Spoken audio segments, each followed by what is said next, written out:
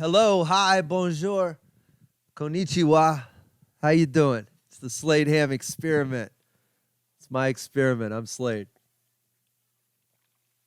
Late night, water. Hanging out with you guys. This week, if you're paying attention, you know I'm going to be in Louisville. I'll tell you a little bit more about that show in a second. I got some things I want to talk about. I got a story I find hilarious. I love when there's a story and then there's a follow-up story, and the two stories didn't know about each other. But when you read them together, they're hilarious. I also want to talk about, I can tell you good family news. We'll get to that in a second, too. But before that, the show's coming up. You should know about a few things. Fort Worth, September 16th and 17th. Then September 28th, very special show here in Houston, Texas. I do a thing at the Improv once or twice a year, and I've just been, it's been a blast lately where I'm just coming in with a brand new hour stuff. I'm probably working out on this show, some other things, but turned into stand-up. I'll be there with Jerry Wayne Longmire. We're combining forces to fill up a Wednesday night. So join us September 28th, Houston Improv. Then I'm coming to Canada, Toronto, the 18th through the 23rd of October. And then right after that, I'm going to Ottawa. I'm going to finish up the month of October, the 25th through the 30th there. But most importantly this week, Louisville, Kentucky. I should be right about your border as of the time of this airing. So stay close. It's me and Jerry Wayne Longmire, who just went to Maryland with me. The South's pride and joy. Maryland, not Jerry Wayne. Jerry Wayne Longmire is he's funny as hell, so he's coming with me. But I took him to Maryland. We went to play NAS. It's a naval air station, Patuxent River. I went out there to see a buddy of mine who he runs the MWR at Patuxent River. And my buddy Doug Doug's one of these dudes I've known for, if I had to stop and I'm trying to remember now, 2002 or 2004? 2004, I think. That's whenever Abu Ghraib happened. I remember, it's so weird how you remember things based on little things that happened while you were there. I know Doug from Bahrain, but Bahrain, that trip in particular, I remember because I was in the airport in Bahrain when the news was on about the Abu Ghraib killings, not killings, but the torture. Sorry. And anyway, I remember seeing that on the news, and it hung with me because I was such an ignorant traveler at the time, but I remember it feeling weird to me to be in a Middle Eastern country while I was listening to bad things Americans had done to Middle Eastern prisoners. And it was just, I was generalizing the Middle East because I was an idiot. And it was 2004. The point is, Bahrain's a beautiful country, and that's where I met my friend Doug. And Doug's one of those guys, like we just hung out in Maryland, had a couple of beers, and then, the last time we saw each other, I think, was there. But before that was Korea, and then Bahrain before that. Like we've barbecued out in the desert before. There was this bar. That's what we were catching up about this weekend. There was this bar in Bahrain called Crumbs with a K, and it was run by the gayest English guy you'd ever met in your entire life. And he was Rodney. He was super cool. Still is. I still stay in touch. Rodney is one of those weird guys. He'll send me a weird meme every now and again, and I just giggle because I hear it in his voice. We had a glorious night where we sat in that bar. It was me, my buddy Sam, Doug was there, two English guys named Graham and Niall. They couldn't have been more English if they'd have had, I'm trying to think, fish and chips in their hands. And if they'd been actual chimney sweeps, I don't think they could have been more English. They sounded like Russell Brand and why'd I just draw a blank on his stupid name? Michael Caine. They said that both of them, like one of each. One of them was very proper, and it was a softer English accent, and then the other one was hello, huge, with his words, and he was big and loud. They were great, and and I remember the reason I remember this. The bar there, Rodney, he thought it was so clever, and it really is. He had lined the bathroom floor not the floor, but the walls from the floor to like your knees. It was mirrors all the way around. And it was so, for a number of reasons, it was also you could see yourself when you were hurling into the, just huddled over the toilet or on the bathroom. He wanted you to see yourself. For good or bad, I don't remember whether it was to remind yourself to never do this again or whether it was to rub in your face how drunk his bar had gotten you. I think it was the latter. Anyway, saw my buddy Doug. We did these shows in Maryland this weekend. And then on the way back, Jerry Wayne had never, this is always a thing for me. If someone has never seen a place and I have the ability to let you see that place, I want to take you to that place, right? And it's part of it's on me. I assume everybody wants to travel or see the same shit I do. I get it. It's not for everyone. So I always push that on people. It's terrible. If you're ever with me, we're traveling, just say no. Tell me ahead of time. Hey, man, just let me sleep. I've taken people to Istanbul and Amsterdam. This is D.C. It's the nation's capital. If you've never been to D.C., it's a wonderful city to visit. Not the politics and all that. D.C. is Hollywood for ugly people. But the city, the history is worth visiting. It's nestled right there, the corner of like 3 states. So it's Washington, Maryland, Washington, D.C., whatever, territory. Maryland, and then Virginia. I used to play a little club called Tyson's Corner right there. The club was Wiseacres. Wiseacres? Was that the room? It's in Tyson's Corner, Virginia. Anyway. Got Jerry Wayne with me. I go, hey, man, our flight's at noon. We're done with the show. The show was done. It was done uncomfortably early. Like, we had a 6 o'clock show, and it was such a long travel day. We had gotten up at crack of dawn to make a 6 a.m. flight that got delayed until noon, and then we landed and rented a car, and we had to drive in because there's no airports next to NAS PAX, so we finally get there at like 5:57. We get through the gate before they close it, and we have to go all the way around, and Doug gets us to the venue, and we knock out the show, and it's fine, but it's over by like 8. What are we going to do? I'm not going to drive a rental off base to have drinks, then come try to talk my way back on. No, we're taking this pizza. We're going to bed. I think I was asleep by 9:30, so I just sent Jerry a message that said, hey, if you're up early, if you can't sleep, if you're bored, send me a message, and we'll shoot into D.C. early. We'll go to the National Mall. You can see some of the big spots. It's all right, man. All right. I like to do a TikTok about the World War II memorial. That would be great, man. My followers, they love it. So we went out, and we traipsed all over D.C., all over. Like, we parked over. I had a plan in my head. We're going to park over here by the Jefferson Memorial.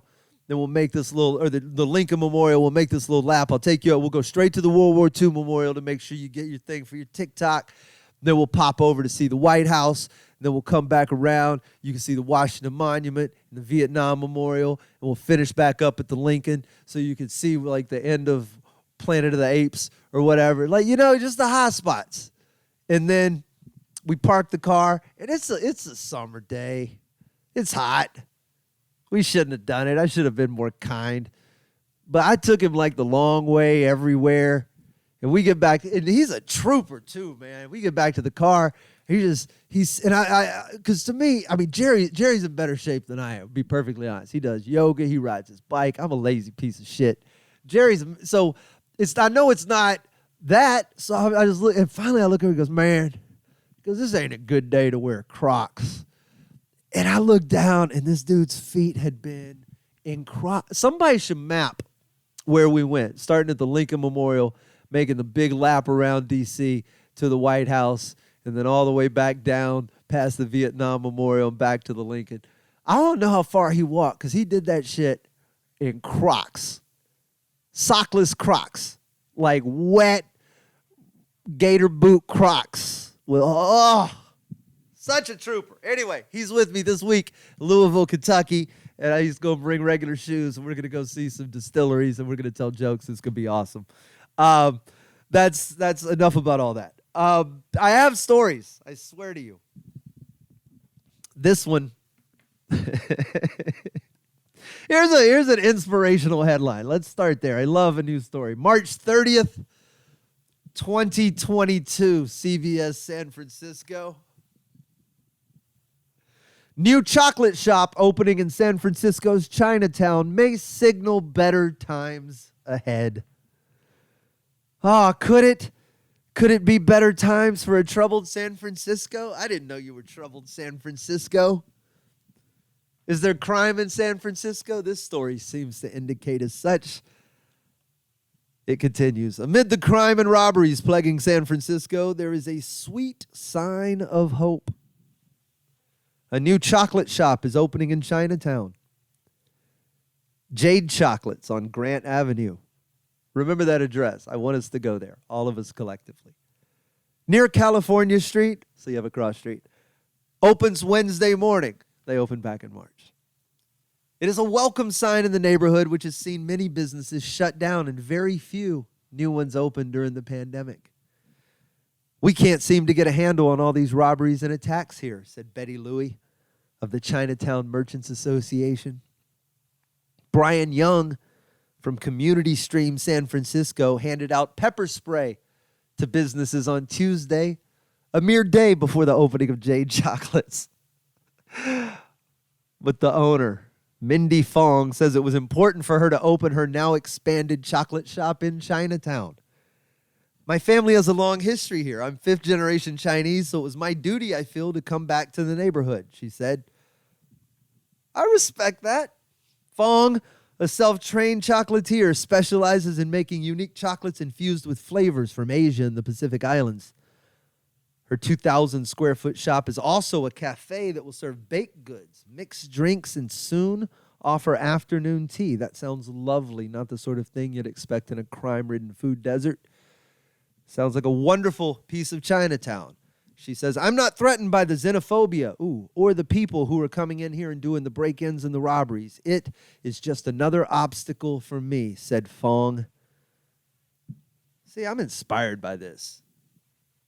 Self-taught chocolatier, businesswoman, going back to her roots to reclaim the land from the gangs.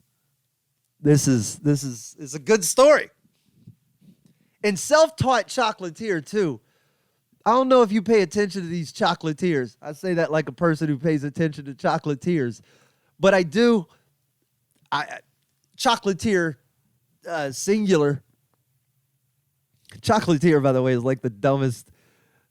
If you got to call yourself anything, what came first, chocolatiers or musketeers? Chocolatiers. Chocolate's definitely around before muskets. Sometimes I ask questions out loud. I feel I could edit it, but I'm not. So anyway, I watched School of Chocolate on Netflix, and I follow the host of that show on TikTok. And I don't know how to pronounce his name, but I will attempt to screw it up for you. It is Amoury Guichon. Amoury Guichon. Amoury Guichon. AmauryGuichon. If you don't, this guy has like 14 million followers. He's insane. It's and rightfully so. This dude makes the most absurd art you've ever seen in your entire life with stupid chocolate. And if you just made any of the things he made with anything, right? Clay. What else do you make stuff out of? Wood. It would be impressive to say you carved it. But he's doing it out of chocolate. And it looks like it's not made out of chocolate. And it's absurd. And my point is, these guys, he made a skillet. He made a stainless steel skillet full of bananas, creme foster, some burnt banana stuff with a glass lid. All chocolate and sugar. It's amazing. School of Chocolate on Netflix. They don't pay me for that. Watch it. Anyway, I'm not just reading you some dumb story. You got to trust me by now, right? You've watched enough of these episodes to know that I'm not going to lead you down some meandering road with no hope of escape. It's not some dark lost train of thought. You got to trust me here. There's another story from San Francisco. 8/21/22. Wow, that's today or Sunday, depending on where you are in the space-time continuum. Here we go. A chocolate shop and cafe in San Francisco's Chinatown.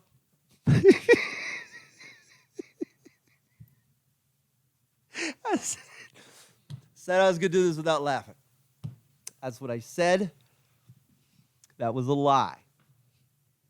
A chocolate shop and cafe in San Francisco's Chinatown is giving employees lessons in Kung Fu to help empower them against theft and crime in the neighborhood, according to a report. What? A chocolate shop and cafe in San Francisco's Chinatown?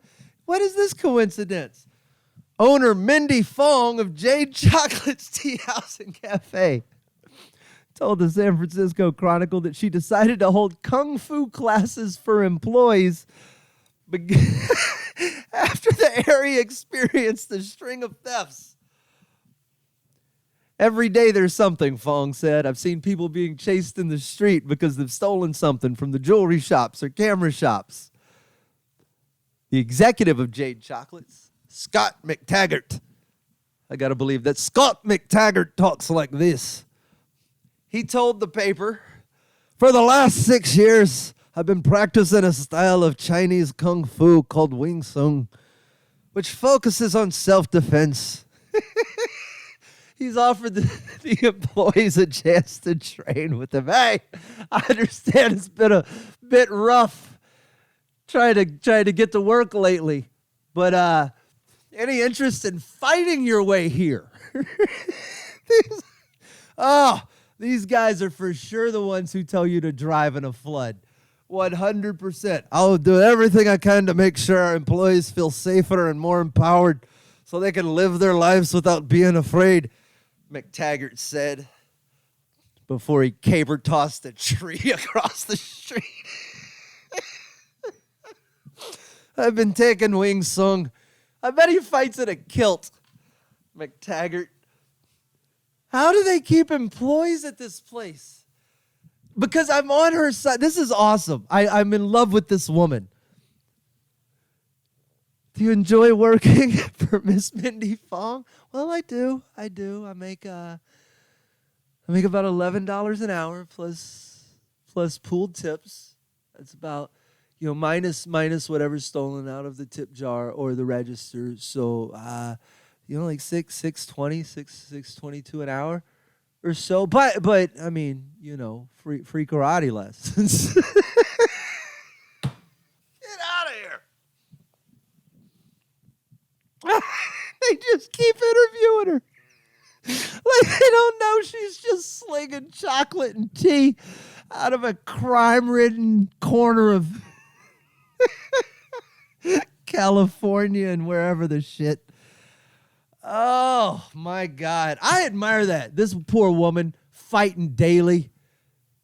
These people showing up for the interview. How are they prying her away from the defense of her chocolate shop long enough to give these answers? I picture her.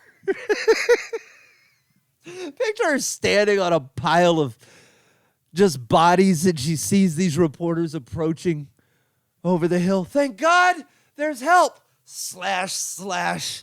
Another few xenophobic people go down. A couple of camera thieves seems to be the the big crime in Chinatown. She cuts their heads off. Thank you. Did you bring the help I asked for when I opened up in March? Slash. They go, what? No, we're just here to ask you some questions about your boba tea shop in crimey San Francisco. And she just slashes some more people and blood drips off of her arms. She tosses a torso out of the way. Don't come back until you've brought real help. Either cops or Amoury Guichon.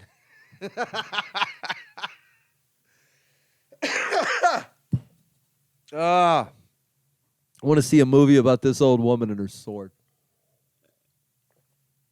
It's hilarious. There's a coffee shop in a dangerous part of Chinatown. Let's go do a story on it. And you just read the ensuing stories. I can't wait for next March. Chinatown business owner defends 360 homicides as self-defense. I've been asking these reporters for a year. Somebody go spend some money at Jade Chocolate in San Francisco's Chinatown, will you please? That's where I want you to go. Grant in California. That's the intersection. Go tip her employees well. I got a couple of new family members on the way, which is exciting. I know.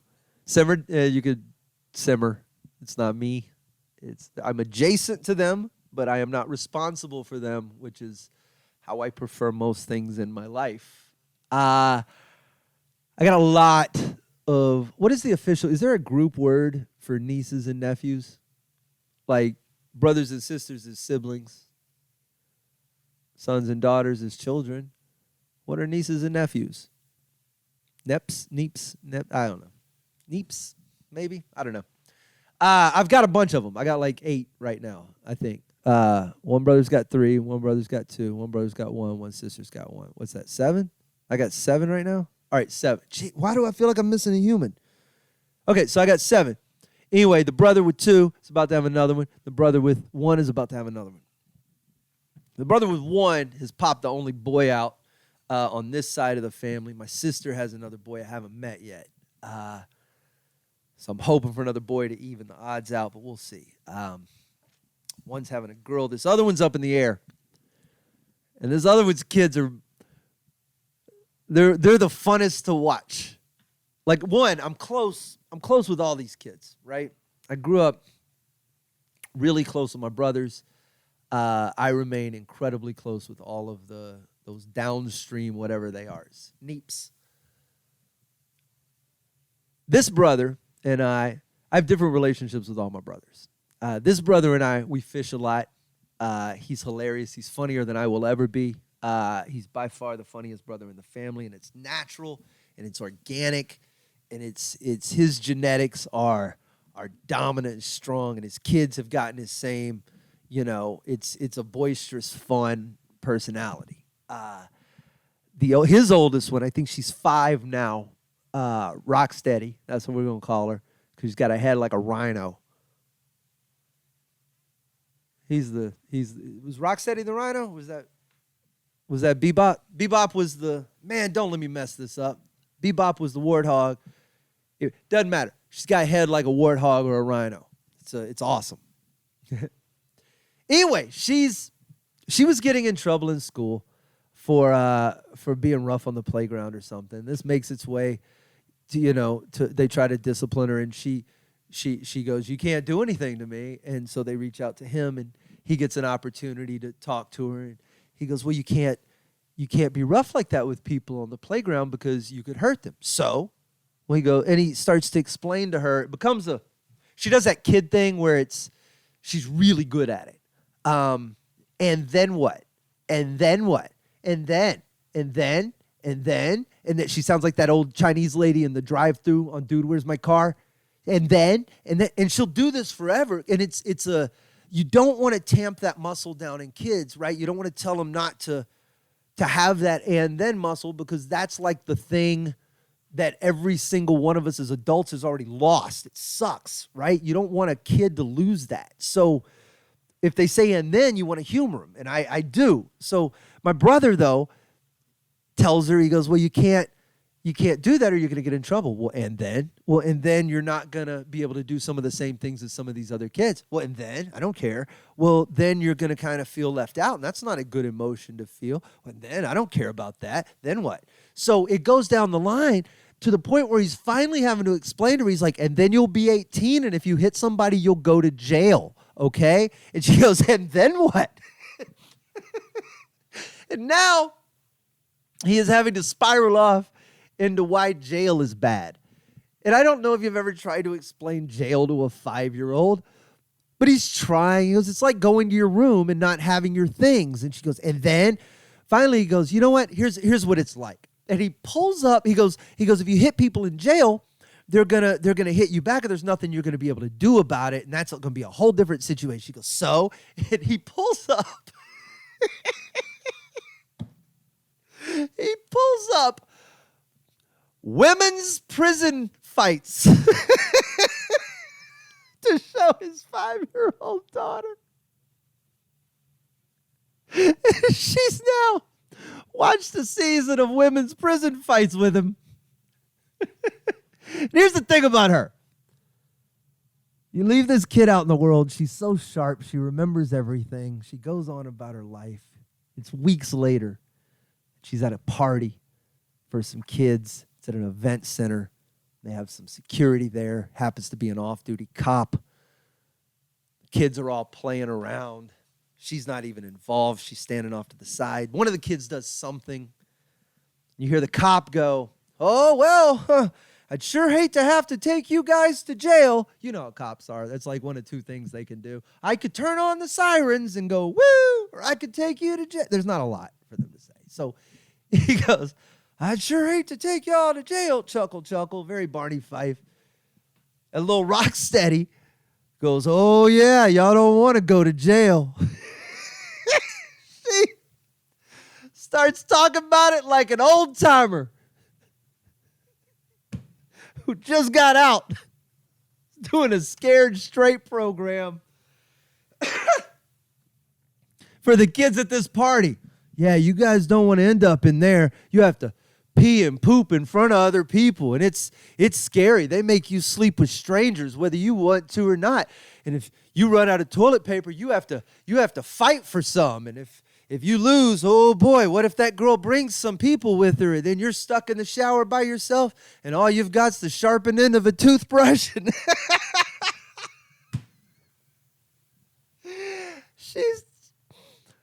she might as well be teaching these kids how to turn the sandwich over so they don't get the cheese stuck to the top of their mouth. You have to sleep on a pad on the floor. You won't even get a blanket and a pad. You can have one or the other. This kid's going to be making kindergarten toilet wine. Selling crayons, black market crayons. I got them real Crayolas. Contraband milk. You want some of that square pizza? I got the square pizza and the corn dog. No, not a corn dog. I mean like corn dog. The corn that goes with the pizza dog. Pizza dog. That would be delicious. All right. I love my nieces. These kids make my world go round. I'm happy I got some new kids on the way. Makes my soul happy. If you're not in touch with your family, get in touch with your family.